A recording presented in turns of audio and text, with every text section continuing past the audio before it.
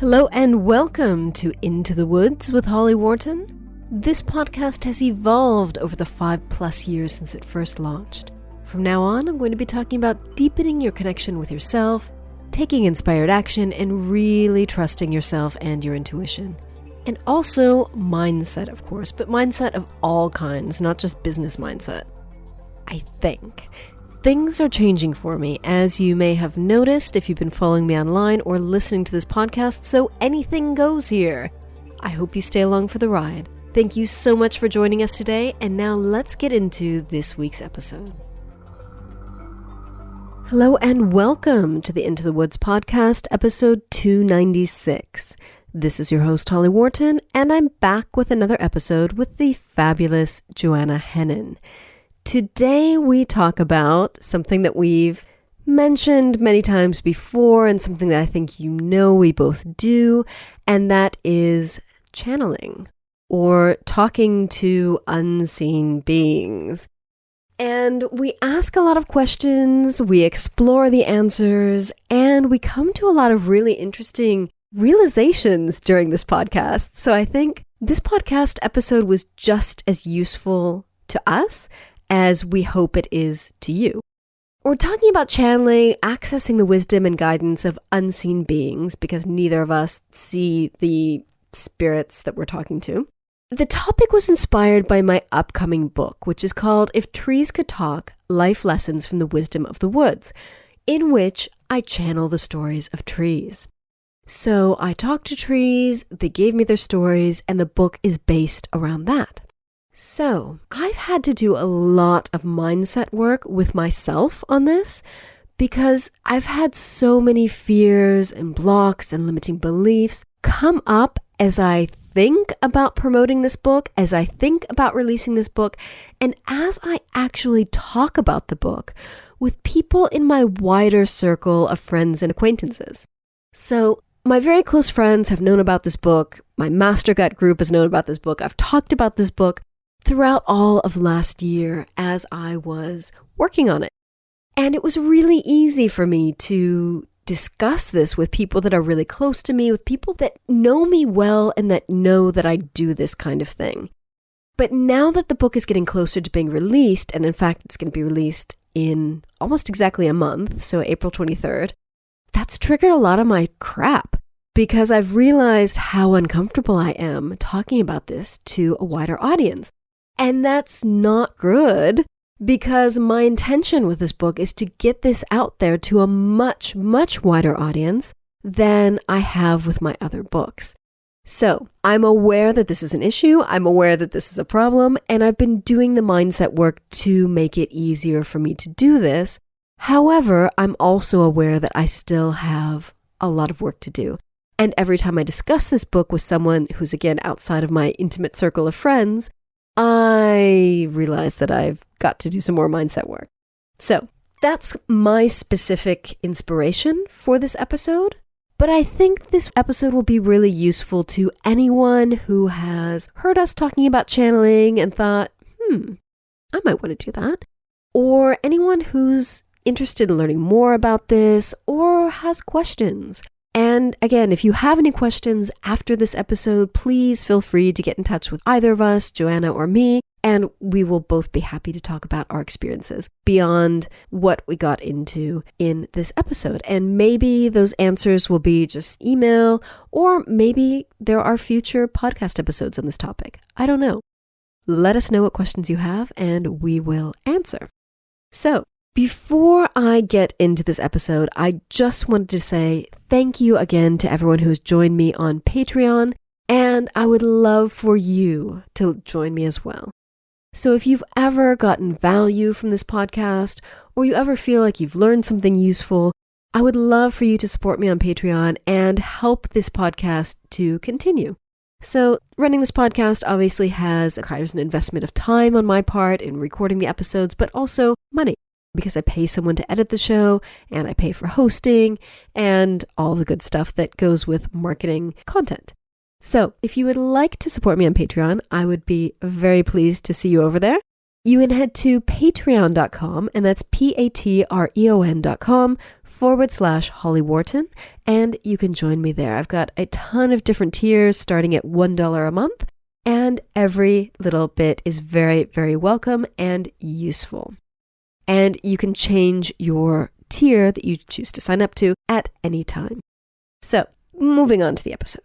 What are you going to learn today? What do we talk about? So we talk about how we got started with channeling and talking to spirit guides. We talk about how we can know if this is for real. Can we know if this is for real? Or is it just all in our heads? And you might be surprised by our perspective on this. Might not be what you expected.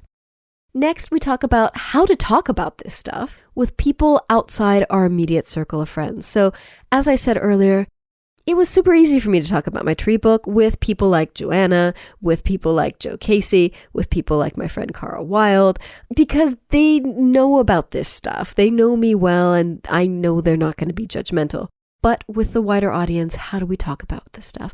And should we talk about this stuff, or should we keep it secret? We talk about what are these energies or beings and what types of energies or beings we can connect with. And does it really matter what types of spirits we choose to connect with? We talk about who can do this. Can everyone do this? Does everyone have this potential? And how you can get started yourself in learning more about this. We discuss what are the benefits of communicating with the spirit world. Like, why would you even want to do this to start with? We talk about why it makes us sometimes feel uncomfortable to talk about these things. We explore what types of limiting beliefs and fears might come up when we start to do this work. We discuss how we can learn to talk about this kind of thing with, air quotes, normal people. I hate to use the word normal because there's no such thing as normal, but you know what I mean when we talk about this. So, and how to incorporate these things into a normal, again, air quotes, life. Like, how do we hold down a normal job or run a normal business and function in the mainstream world and also talk to spirit beings? Like, how do we mix the two, or should we keep them separate? We also discuss how to avoid being a stereotype and why we think this is important. We ask the question, is talking to invisible beings and energies becoming more common? Is this a new thing? Are more people doing this? Or has it always been there and just kind of not talked about? Next, we ask the question, is it scary to do this? Is it scary to talk to spirit guides and unseen beings? Is it scary to see these things? Because some people do. We also explore whether or not we need to elicit protection when we do this type of work and what we do ourselves. We also discuss the fact that this is a relationship just like any other and why we need to see it as such. So if you want to build a relationship with your spirit guides, you need to invest your time and energy into doing so. Next, we talk about what to do if you start to see things and how to avoid that if you don't want to go there. Finally, we talk a little bit about how you can learn to do this yourself. And we didn't get too much into it because I think that everyone has their own path and you really do need to find what works for you. So in the show notes to this episode, I have shared some additional resources, which I have mentioned on other podcast episodes, and go with what resonates with you. So I recommend the Ask Your Guides book by Sonia Choquette. I recommend the Opening to Channel, How to Connect with Your Guide book by Sanea Roman and Dwayne Packer. They also have an online audio course, which is called Opening to Channel, Connecting with Your Guide. Cara Wilde also has a Channel Your Guide course, which has been really helpful to me. And my coach, Lisa Wechtenweiser, has a Woo Woo 101 online course, which explores getting guidance in this way and tapping into your unwavering trust in yourself. Haven't done Lisa's Woo Woo 101 course, but I love Lisa. You've heard me talk about her 1,000 times. I love her work. And so I'm very happy to recommend her resources. So, hope you find this episode interesting and useful. It's a long one. It's exactly an hour long. And I really enjoy doing these longer podcast episodes because I think it really helps us to explore a topic in depth and give you kind of a deeper perspective on what we feel about this stuff. So, hope you find this episode interesting and useful. And again, if you have any questions, please get in touch with either of us and let us know how we can help. Hey, Joanna. Hi, Holly. How are you doing today? I'm good. How are you? Good. I'm really excited about today's topic of conversation for the podcast because it's something that's been on my mind a lot lately. So today we're going to be talking about talking to unseen beings. Is it enlightened or just crazy? I really hope our conclusion isn't that it's just crazy. That would be bad. It's all an illusion. We don't know anything. It's just a disaster. Well, first of all, Holly, tell us why you've been thinking about it, because I think that's really Yeah. important Yeah. and interesting. It's relevant. So I'm working on kind of wrapping up my next book project, which is called If Trees Could Talk. And it's life lessons from the wisdom of the woods. And it's all a collection of stories literally from the trees. So if you know me, you know that I spend a lot of time outdoors. I do a lot of walking through the woods. And just over a year ago, a yew tree gave me the idea for this story, which was to collect the stories of trees. And he said that the trees have stories, people need to know what they are, and I need to collect them and put them into a book. So that's what I spent all of last year doing. So this is me literally communicating with the spirits of the trees. So obviously a tree is something that you can see, it's a physical being, but the spirit of the tree, much like our spirit, is, you can't see it. So I've been very uncomfortable with this project. Like, working on it was fantastic. It totally stretched me outside of my comfort zone. I learned a lot of new things. I got better at channeling. And at the same time, started to freak out when I started to talk about the book because, my close friends who do a lot of channeling and weird stuff like I do thought it was a great idea, have been really excited about the book. But when I start talking about it to, I hate to say the word normal, but you know what I mean, like normal people, not weird people like us, I get really uncomfortable because I can see like things going on in people's heads. And it's like part of them wants wants to be very kind of kind and polite and not tell me I'm an absolute freak. And part of them is like, what? So it's really uncomfortable for me. And I really want to get this book out there in a much bigger way than I have with my previous books. I've hired a publicist. I've hired a book launch coach. I want to get this out there. And at the same time, it scares the crap out of me to get this out there. So that's why we're talking about this. This is why this has been on my mind. Yes. And I think I would find it interesting to go back to the beginning because of your story, Holly, because I remember that although you are obviously more comfortable with this now and you've talked to all these trees, I remember at the start it wasn't entirely like that. It was like, should I do this? Should I not? I don't know. And I can't remember the beginning of the story. So like you say that this yew tree gave you this idea. Can you tell us how that happened? Did you ask it for an idea? Were you No. standing there having a Coke and then it started talking? What happened? I don't drink a lot of Coke. And I certainly don't drink Coke in the woods. I don't know why in my image you were standing there with a can of Coke, but you were. All right, cool. Not how that happened. So I was on this forest bathing meetup. So forest bathing is a Japanese concept of going into the woods to experience kind of the mental, emotional, and physical benefits of being out in nature. So I was on this meetup group. I'd never been before. I haven't been back since. It was absolutely fantastic.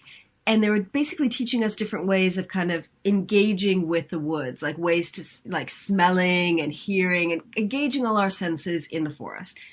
Absolutely fantastic. It culminated in this little grove of yew trees up in Newlands Corner in Surrey. And we kind of all walked into this grove and they said, pick a yew tree and just connect with it. And they didn't give any details about what that meant, but I had already been talking with trees by this point. So the second they said that, I kind of saw off to the right this yew tree and I was like, that's my yew. And so when we split up, I walked straight over to it and I hugged it and I just felt this connection with this tree. And he just started talking to me. And he said, look, I know you're working on this novel, which I was, and it's hard for you. And he said, I have an idea for topic for a book for you that's going to be easier.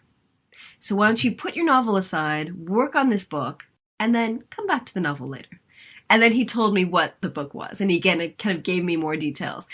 But I wasn't out looking for anything. Like, I was just on this forest bathing meetup group. And I came home so excited about it. Like, super excited about this topic, because when the tree gave me the idea, I just felt so, this is it. And then once I kind of stepped into the reality of collecting the stories, that was when kind of all the fears and doubts and limiting beliefs about my ability to actually do this got triggered. Yeah. Super. So you weren't just kind of, I don't know why I had this image of you like standing there and then like there was this voice saying, you should write this book. And you'd be like, who said that? No, it was me. It was me like hugging this yew tree. And I was so just overwhelmed with emotion. Yew trees are poisonous, by the way. All parts of the yew are poisonous except for the red aril, which is their fruit. But the seed inside the fruit is poisonous, so don't eat yews. But anyway, so they'd said to us, be careful with the yew, like, don't. And I was so overwhelmed with emotion, I kissed it. I was like, at the end of it, I was like, I just had so much love for this yew tree. I just kissed its bark, and then I was like, oh my God, it's poisonous. Oh, living on the edge. Oh, God, the danger. I know, kissing trees. But that's how I felt. I don't normally go around kissing trees, just so you know. But like, I was so overwhelmed with emotion by this project that this tree had given me that was like the only, like, it was so spontaneous. It wasn't like, oh, now I'm going to kiss the tree because no, it just happened. And then I was like, shit, what did I just do? Yeah. And I think like it, an experience like that, like brings up so many things. Cause then first of all, there's can I really do this? Yeah. Am I like, I'm not, maybe I'm not a channel, or I'm not a good enough channel, or like, I just never thought that this would be part of my life kind of thing. Yep. Right. Yeah. And then there's the other people judgment stuff. What will people think? Right.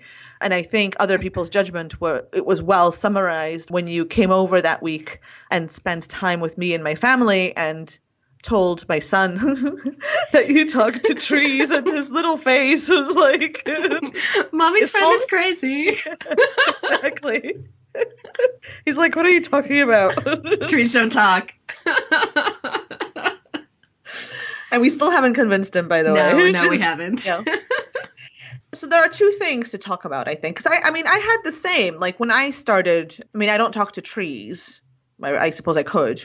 But like I do communicate with lots of unseen energies and beings, whether that's souls or spirit guides, who are also souls, but or even like ascended masters I've worked with and stuff like that. And I have the same thing. Like, am I good enough to do it? So at the start, am I a channel at all? Like, that's not something I ever considered myself being when I first started, of course. And then later, like, okay, like I can talk to my own guides, but like I'm certainly not good enough to work with ascended masters or like beings with like that are known to people, that people would recognize the names of.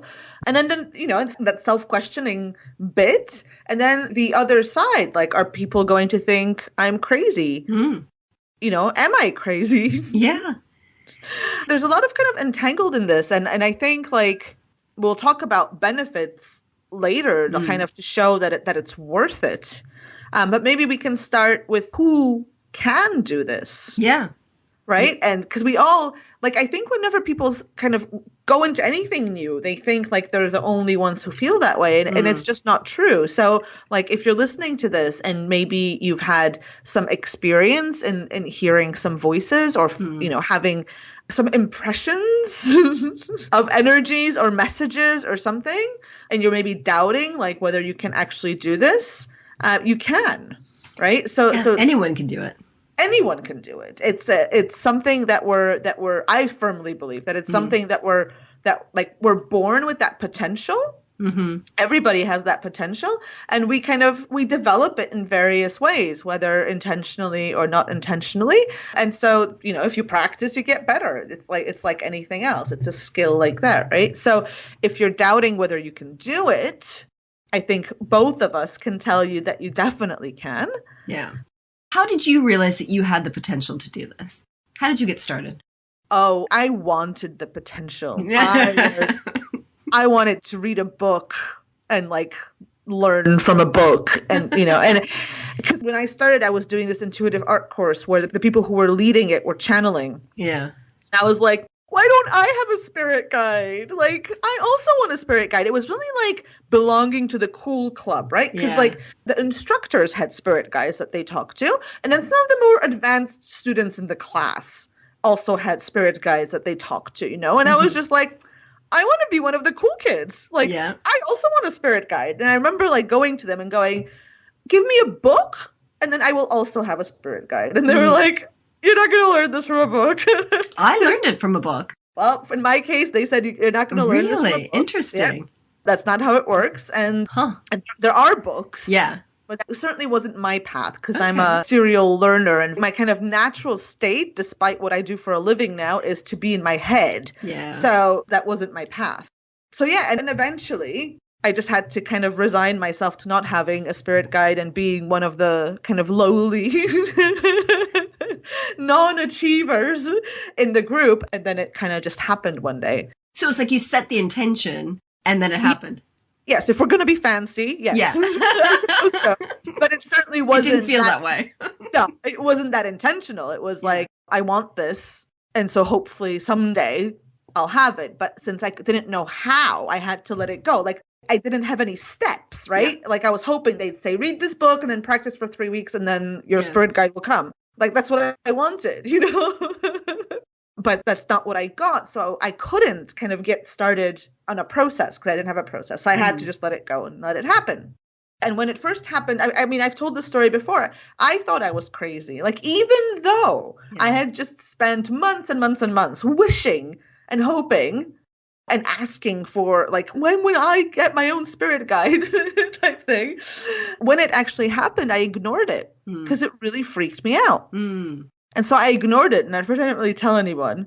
And then like the thing in my head wouldn't really go away, and I was like, okay, I suppose I need to address this. And so it's something new, and it doesn't come naturally to everybody, right? It's because I think like maybe if you grow up in an environment where these things are supported and talked about and whatever, it's easier. But like if you grow up, like most of us grow up where we're kind of taken away from spirit and intuition and all the kind of weird stuff and more into logic and the mind, then it doesn't come naturally anymore. It's kind of like, wait a second, there's something off. Yeah, because it's not a normal part of your life. You have to learn the skill. Relearn or remember the skill. So, and then by then you're, a fully fledged mind dependent being. And so it's just a little bit more, I'm not going to say harder. It's not harder. It's just more uncomfortable. And you have to be kind of more committed to it, more willing to go in that direction, I'd say.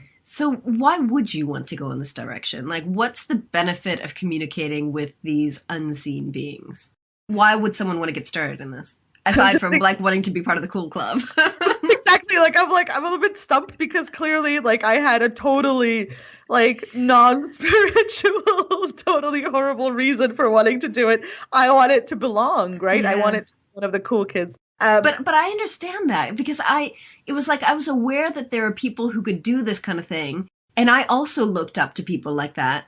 And it wasn't so much that I wanted to belong to the cool crowd, but it was like I wanted to have these special abilities. I wanted to be special like them. Yeah, so it's coming from a place that's not, I mean, it is and it isn't. Like, it's not right in a way, but in a way it is because you have this inkling that you are more. Yeah, and right? it's what... Going back, it's not wanting to be special because you're not. It's kind of this desire to feel special again like you do in your natural state. Yeah. I think. So I think maybe looking at it more than that, like more like that. It's a spark, right? Yeah, that exactly. reminds you of your own potential and who you really are. Exactly. Yeah. So why would you want to do it? Well, I find that communicating like with the world that's beyond the physical widens my perspective to like of what's possible.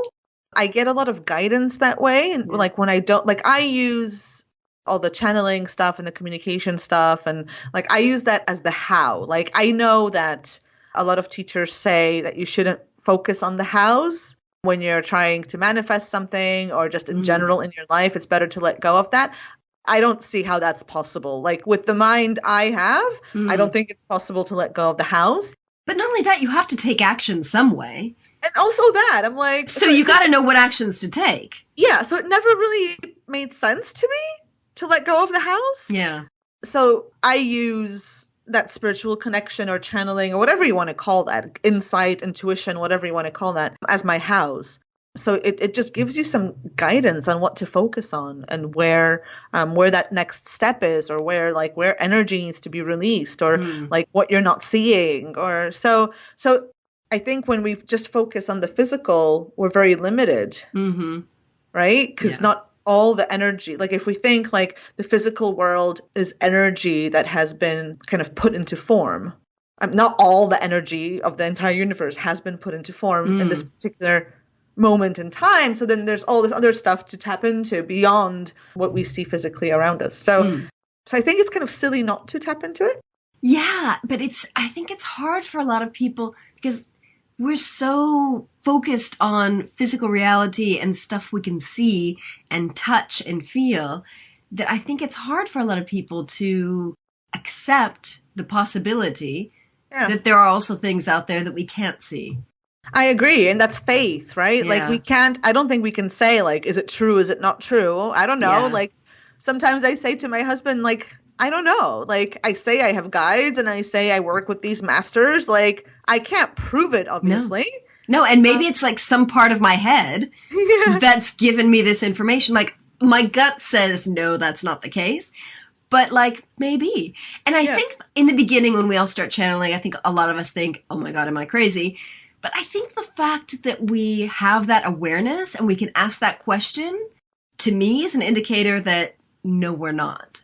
But who knows? Anything is possible.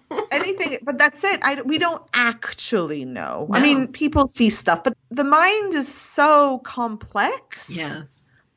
That realistically, it is possible that we're all going through some kind of mass hallucination thing. Yeah. And none of this is true. That is possible. Absolutely. Like you can't, I don't think you can deny that because it's a faith thing, right? Yeah. You know, I firmly believe. Yeah. But I choose to believe also. I choose to believe. Yeah. But that's it, right? Because for me, when people question that, like, how can you believe something on blind faith? I always say, well, like, for me, all that matters is that my life is better. My life is certainly better now than it used to be, like before I started doing this. So for me, it's great. And on top of it, a lot of other people's lives are a lot better because I help them as well. So and then to me, that's the ultimate thing. Like when I hear, atheists making fun of people that believe in God, I think, you know what? If these people's lives are better because they have faith in this higher power, great. Yeah. Why would you make fun of someone for that? Why would you criticize someone for that? Like this belief is making their lives better. And my belief in tree spirits and nature spirits and spirit guides has made my life better. It's made my life richer. So maybe it's not true and it's on my head, but it's made my life better. It's added a richness to my life. I mean, I think people criticize it because, as we all know, in today's world, some people take it too far. So, and I think that's the problem. There's a fear there, right? That if you have this blind faith and believe in all these things, and then it can be obviously, as we see, taken a lot too far. We get violence and killing and all sorts of stuff based on faith. So there is an element of that. But I think like as long as you're able to question, I think that's where the mind comes in. So I talk about this concept of soul smart, of combining that intuitive spiritual side with your logical mind, right? And I think that part of it is really important. Like I question stuff and I love it when my clients question stuff. We have a few people in the soul space in the group I run that like ask like really difficult questions. And every time I'm like, ooh, goody, something to really get stuck into and really consider how this could work or why this isn't quite making sense. And I think that's a really good thing. So certainly question, right? Yeah, absolutely. And I think also a lot of people's reluctance to believe in these kinds of things, I think it stems from childhood because you know, as children, we're taught to believe in Santa Claus or Father Christmas. We're taught to believe in the Tooth Fairy. We're taught to believe in the Easter Bunny, you know, like all these things. And then there gets to be a point where we realize they're not real and our parents have been lying to us. And there's a lot of shame. Like, I have a different background because my mother never wanted to lie to me, so I never believed in Santa. But we pretended. So, like, I would leave out the milk and cookies. I would leave out the carrots for the Easter Bunny. I would leave out, you know, my teeth. But knowing that it wasn't real, but I would play along. So I have a different background of this. But for people who did believe, like, I imagine it, when you got to the point where some kids were like, Santa isn't real, like, there must have been a lot of shame around, oh my God, I still believe this and everyone else knows that it's not true. Oh my God, this has to be, after we record this podcast, we're going to have to talk about this because I think, like, I have a load of stuff around this because my child still believes in all that stuff.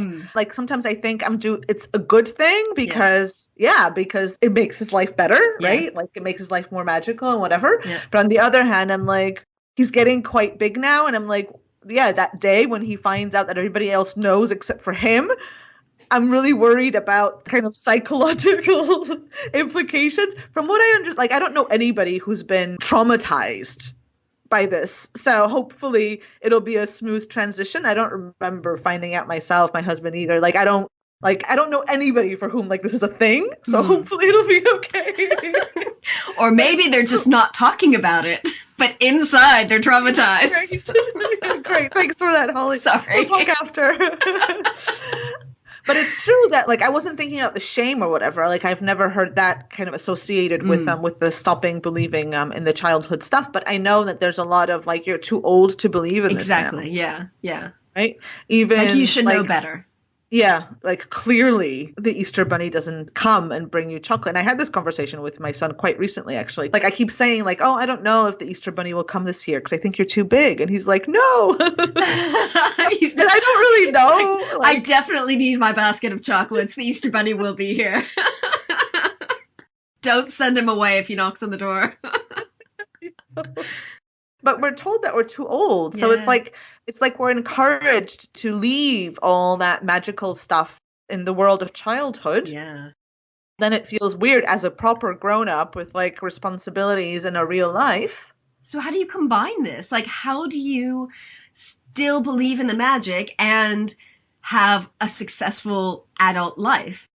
Yeah, I think this is it, right? Because, like, the problem with a lot of this stuff, like, I think, like, part of the reason why we're uncomfortable talking about it to kind of regular people or people who don't dabble, let's say, who don't believe, who aren't really interested in this, is the stereotypes, right? So, like, the stereotype is that if someone talks to trees, like, they're a little bit loopy. Like, it's that, right? It's that person in the village and the flowy skirts and the flowers and, like, I don't know, like, there is a stereotype, right? Yep. Yeah. And a little bit loopy is probably a good description of that. That's probably the nice description. There are probably many other not so nice descriptions. Yeah, probably, you know, and, like, for, like, when you hear the word channeling, like, even I kind of have a tendency to sometimes go into this stereotype of, like, of Madame whatever with the crystal ball at the country fair. Like, because that's the images we grow up with. Yeah. Right? Like, when you talk about things like talking to trees or channeling spirits or whatever, like, the people, like, are portrayed in a certain way. And so we take that. So I think part of the reason is we don't want to be seen like that. Like, so how do we not stereotype these things?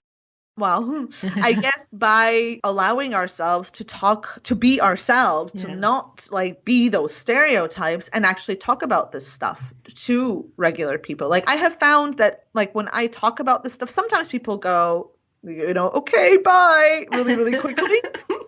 But sometimes they're fascinated. People I would have never thought to have any interest in any of this stuff have been like, oh yeah, like, I've read this and I've read this. Like, maybe they're not doing it themselves. Yeah, but they're interested. There's a part of their being that connects with that and wants to learn more. Yeah. So how do we break stereotypes by not being the stereotype? Like, so not being, like, loopy hippie one. If we're not, like, if that's not who we naturally are, right? So you can be, like, you know, a professional businesswoman or like, I don't know, like an official in the post office or something or whatever, like, and still talk about this stuff and just be like a normal person wearing normal H&M clothes and drinking normal Starbucks coffee. I don't know. I don't really know what normal is. So if this isn't a good portrayal. Well, according to you, it was me in the woods with a can of Coke at the beginning of this episode. So. Coke is a good normal beverage. Yes. So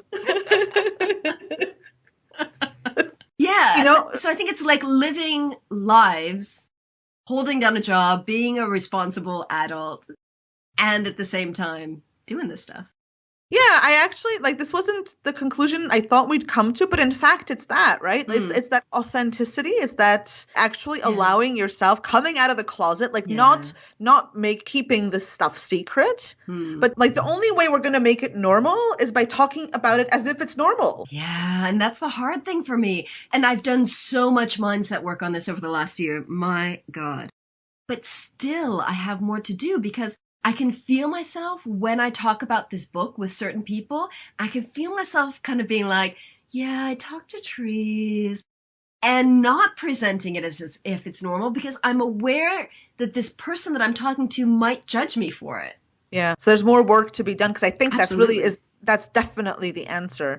Like I'm feeling that really, really strongly right now for all of us to talk about it as if it's normal because it is. It's not crazy. Yeah. It's not loopy. It's not any of those things.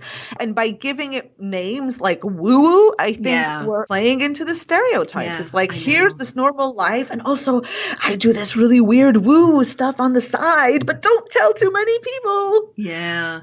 Well, I remember years ago, I did this episode on, and you were on it. It was talking to 5 woo experts. But one of the things that like Cara Wilde said, who was also on that episode, she said, it's not woo, it's normal. Like, this is my normal. So she also kind of took offense to the word woo. And I totally get that. And I haven't used that word as much lately, but I feel like for a long time, that was kind of my gateway to talking with people about this, like acknowledging that this is a bit weird, which is the exact opposite of what I think we should be doing, which is talking about it as though it's normal.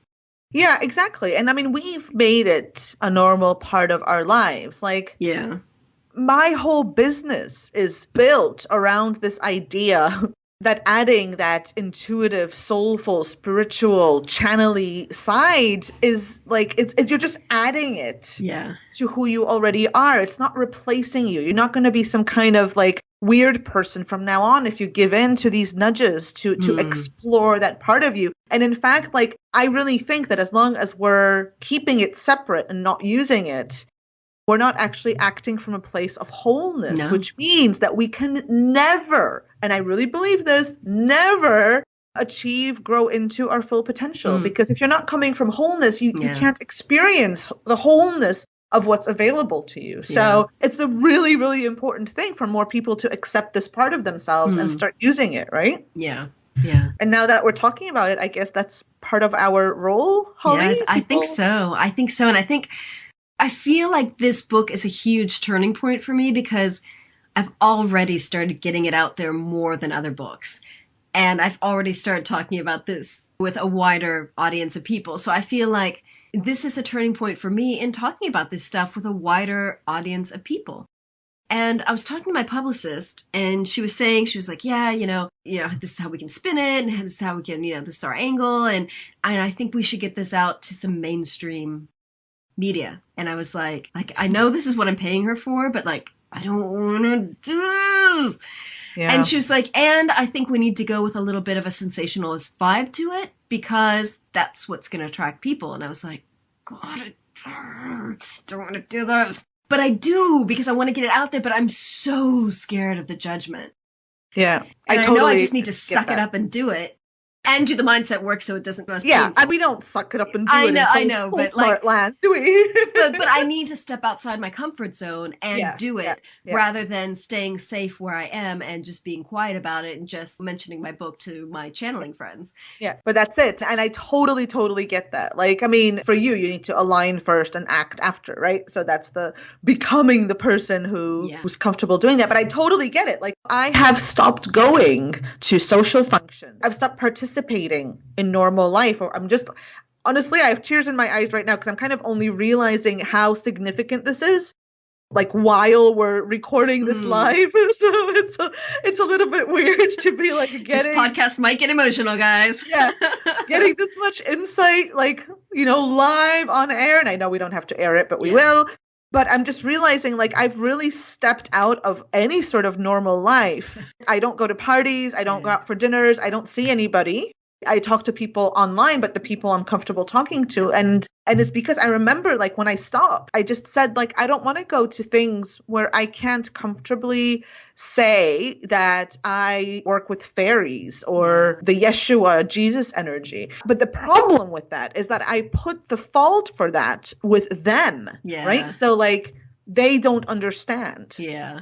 And whereas it's not them, it's us. It's me. The fault is with me because I need to be comfortable talking about it. I need to look at it as normal and not different to normal life. Yeah. We need to take responsibility for how we have these conversations with people. And the second you said fairies, a couple of the trees in my book talk about the fae energy and the fairies. And I'm just like, God damn it. No, I have to talk about fairies in my book. Like, another weird thing. Like, how am I going to explain this to people? Because I do believe that those energies are out there in the woods. And a lot of times I feel things in the woods that I can't see. And I know it's them. Yeah. And it scares the crap out of me to take a stand and say, I believe in fairies. I believe in nature spirits. I believe in these energies. And it's normal. Yeah, and it's normal. It's like, this is so, so, so important because I don't think we're doing anybody any favors by like keeping all this stuff to like spiritual contexts and spiritual magazines. It's like preaching to the choir. Exactly. We know how beneficial this stuff is. Yeah. We know that there's wisdom there. Yeah.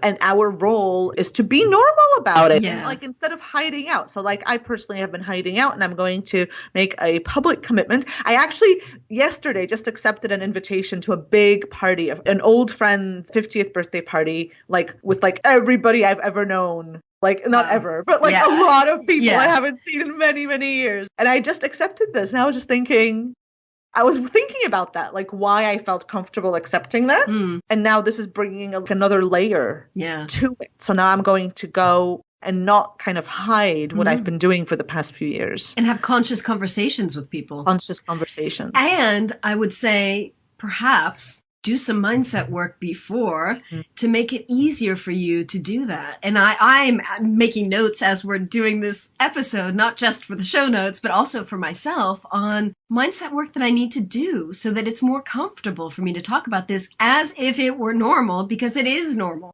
Yeah. Our podcast, part group therapy. Yes. Listen to our show and witness our personal transformation on air. I know. That's good. There's wisdom everywhere. I totally, totally believe that. There's no point having conversations if we don't grow, Holly. So it's all good. I absolutely agree. So we're talking about our need to talk about these things like they're normal. So do you think this kind of thing is becoming more normal or more common? Like, are more people opening up to this? Are more people experiencing this? Or has it always been a thing and we just haven't talked about it? The impression I get is that it's like used to be more secretive. Yeah. Like only in like, I don't know, like Freemason organizations or something, like, or in like men's clubs in London, you know? I get that impression a little bit. I mean, obviously we also had like wise women and witches and all that in actual communities. And they got burned.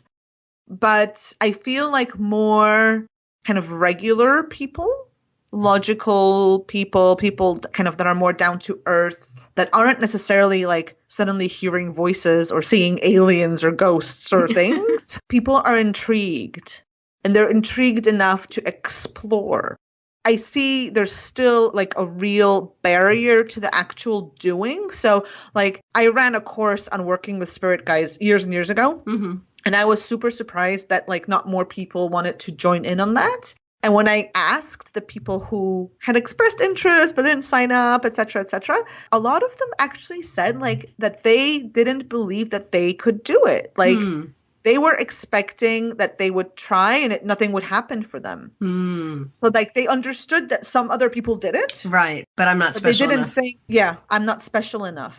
So there is that. So I think it's becoming, people are more intrigued, Yeah. but I think a lot of people still think that it's not something that they could personally experience or experience in a safe way. Because I think there's Yeah. also a lot of fear around, like, what if I get possessed by an evil energy or something? And I think that's something we should explore. So, like, was this scary for you when you first started doing it? Like, did Yeah. you ever connect with any scary energies, or were you No. just afraid?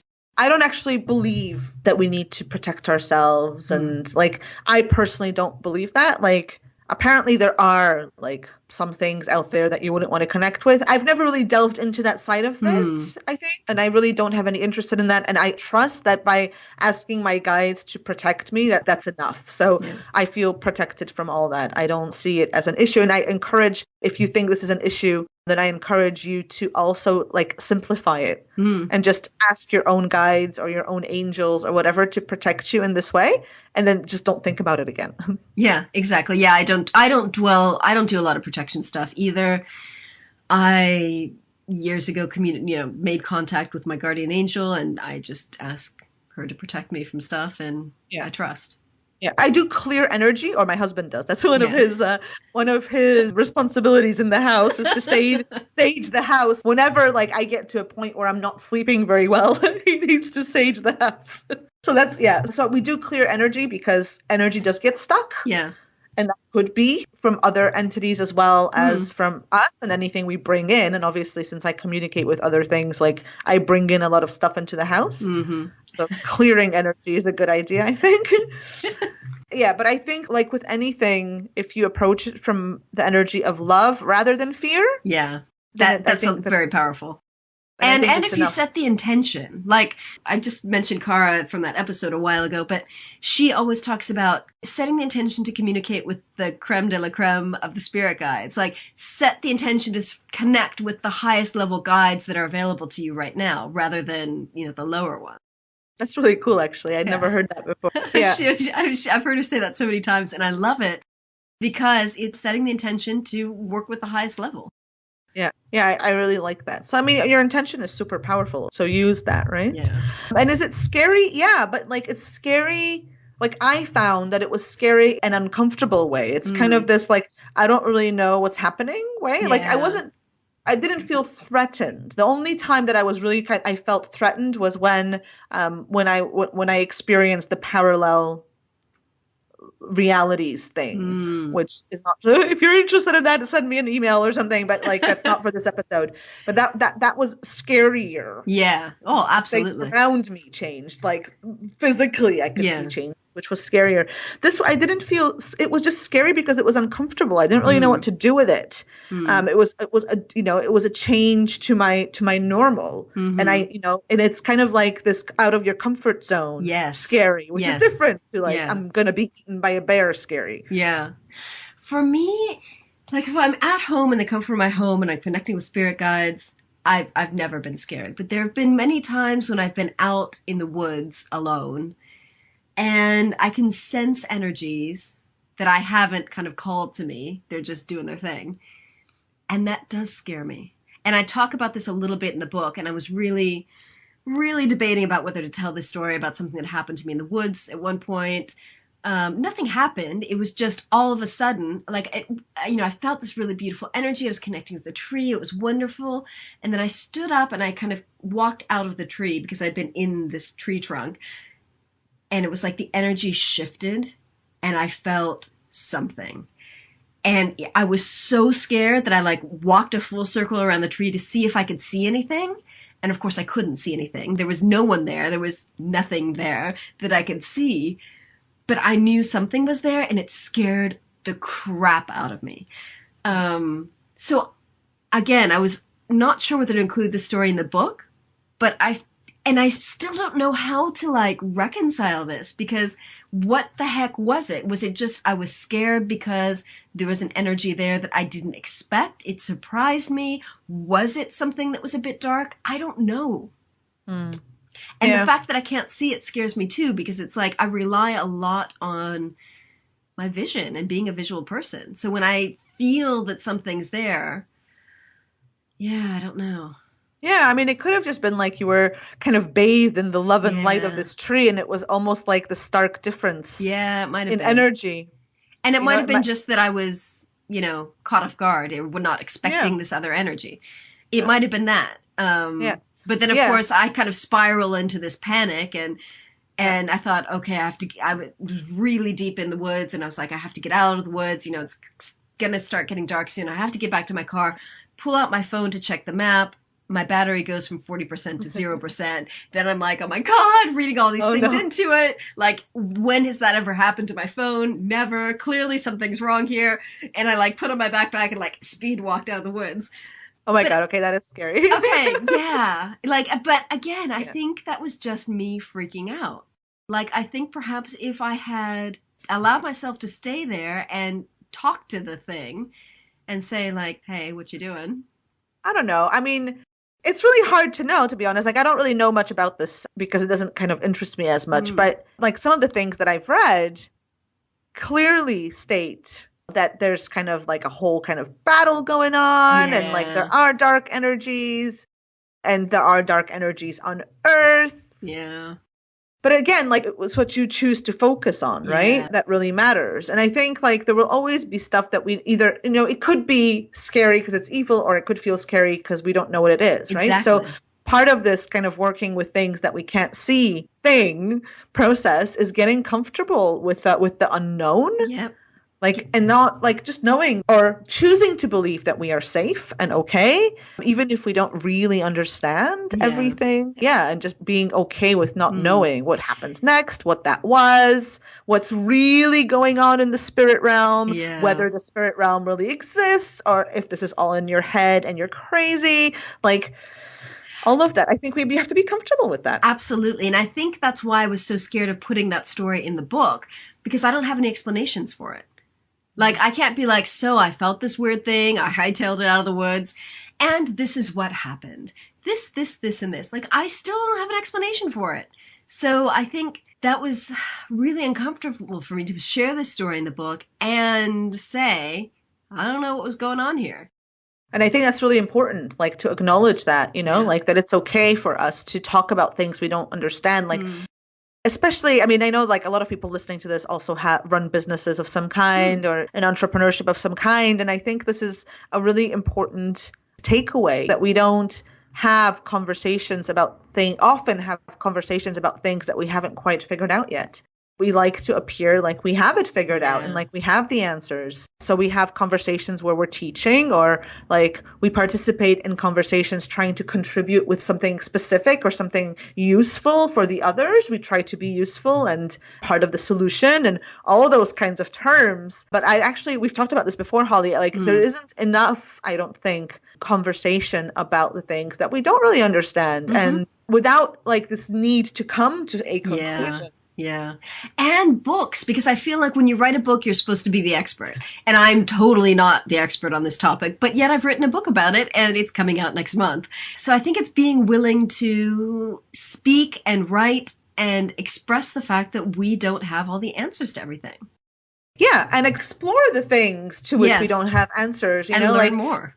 yeah, and maybe there needs just to be more space for that in the world. Like I Yeah. know like in the soul space when we had a conversation about healing, and like we had it as part of a book club meeting. Mm. There was no point to that conversation beyond kind of talking about the concepts in the book.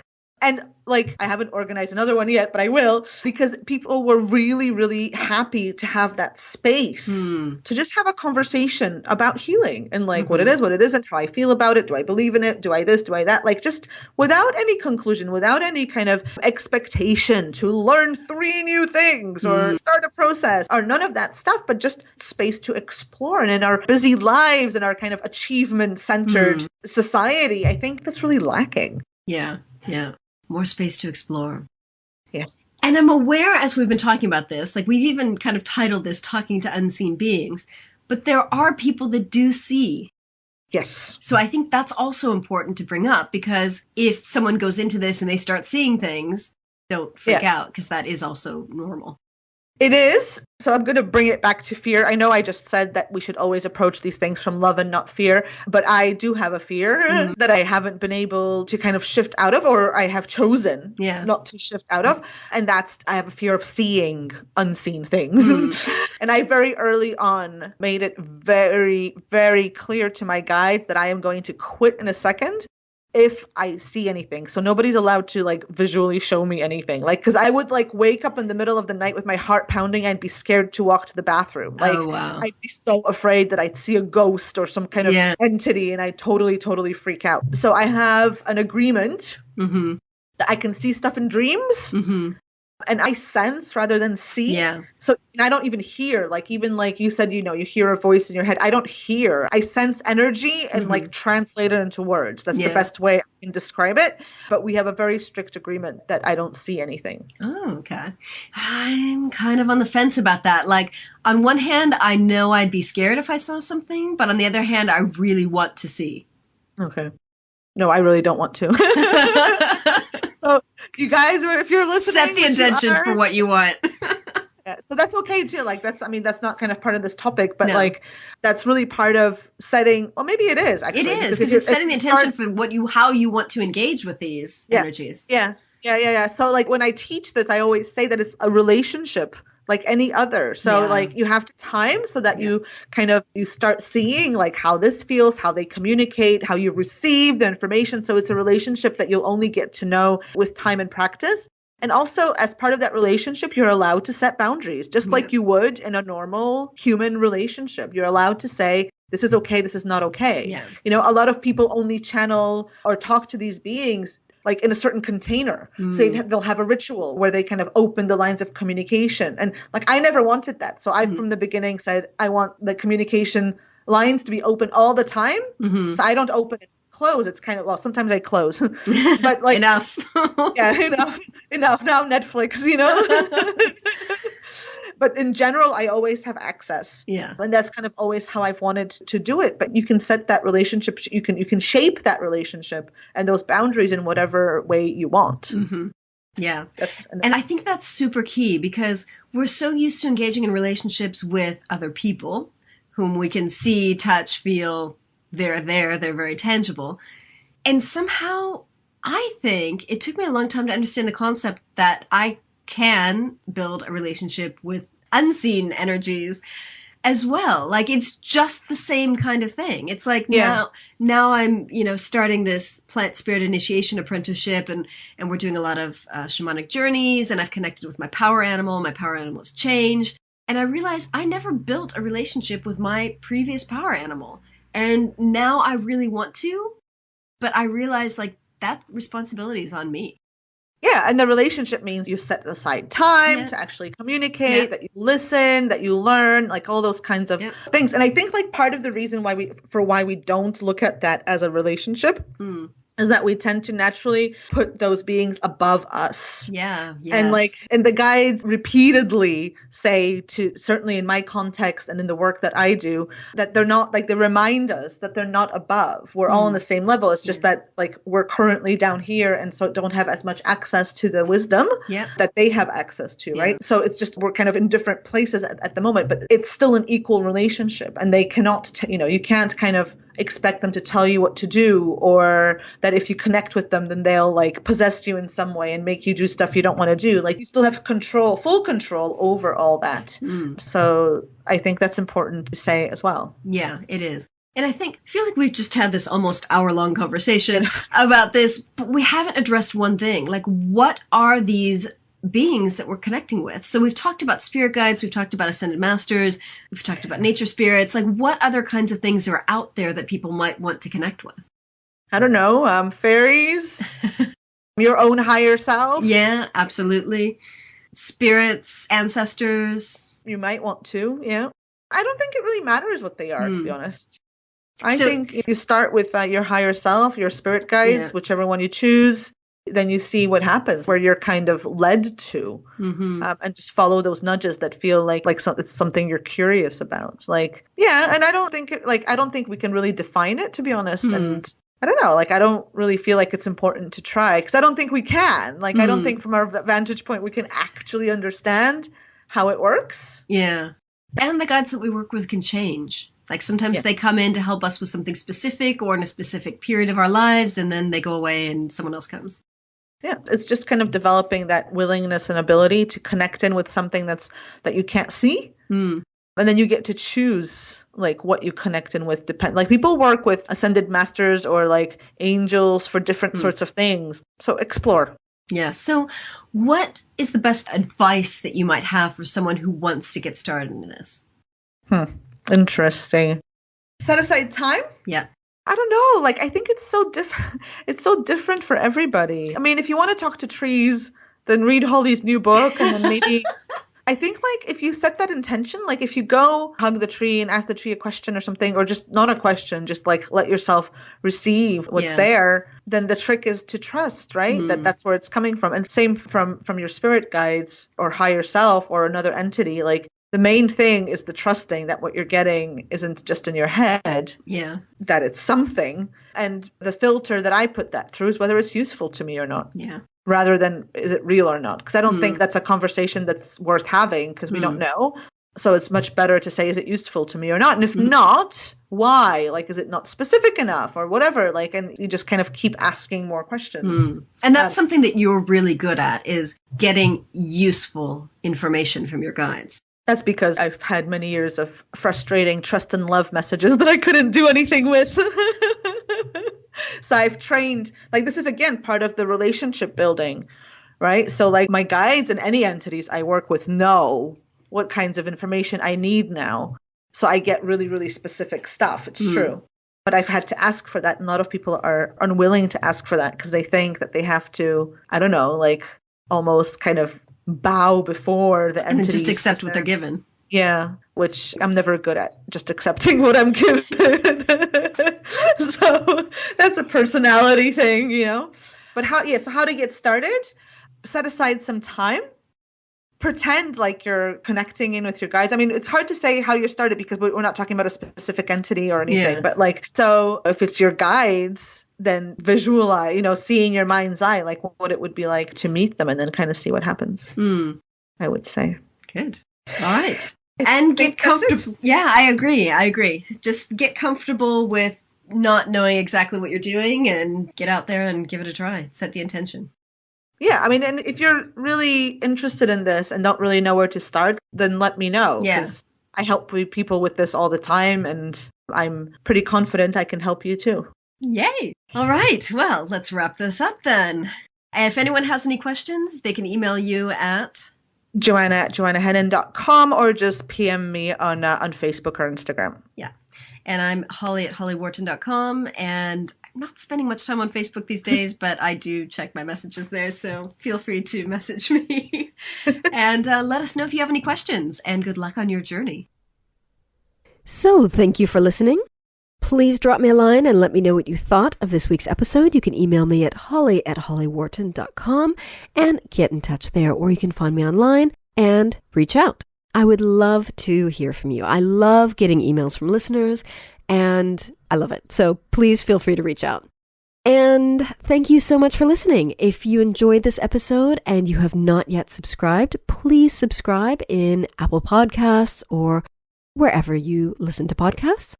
And next week's episode will be another solo episode. I'm really looking forward to delving more into some of the topics that we discussed today. I'm going to be talking more about my tree book and talking about connecting to nature and how we can benefit from connecting to nature, not just by channeling or talking to nature spirits, but by connecting with the physical world of nature with the trees. And that's what my book is all about. It's all about very practical things that we can do to better our lives and deepen our connection with nature and why that's so important. So tune in next week for that.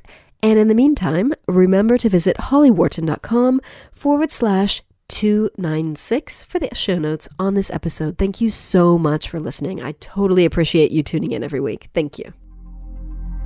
Thanks so much for listening to Into the Woods with Holly Wharton. You can find more information about today's episode, including links for topics that were discussed, at hollywharton.com.